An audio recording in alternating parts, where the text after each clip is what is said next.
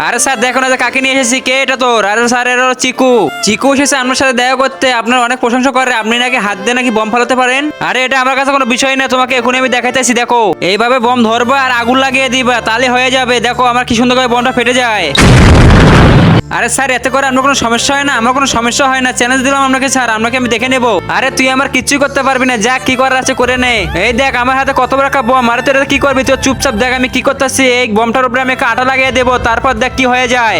আরে স্যার দেখেন না যে কত বড় বম নিয়ে এসেছি, এই বমটা যদি আমি ফাটাতে পারেন তাহলে আপনাকে আমি 1000 টাকা দেবো। আরে এটা আমার কাছে কোনো বিষয়ই না চিকু, তুই কিন্তু 1000 টাকা রেডি করে রাখবি, যে তোর 1000 টাকা নিতে হবে আমাকে, আগুন লাগিয়ে দে। তার আগে তুমি কি এক বস্তা টাকাকে ভালোবাসো নাকি তোমার মা বাবাকে? যদি মা বাবাকে ভালোবাসে থাকো তাহলে ভিডিওতে লাইক এন্ড সাবস্ক্রাইব করে যাও। লাইক সাবস্ক্রাইব না করলে বুঝবো তুমি তোমার মা বাবাকে ভালোবাসো না। আর এক নাকি দুই সেটা কমেন্টে বলে যাও।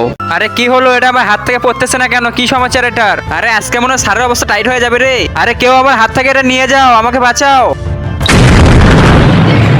আর আমার ভুল হয়ে গেছে, কখনো আর কারোর সাথে টক্কর নেবো না আমি।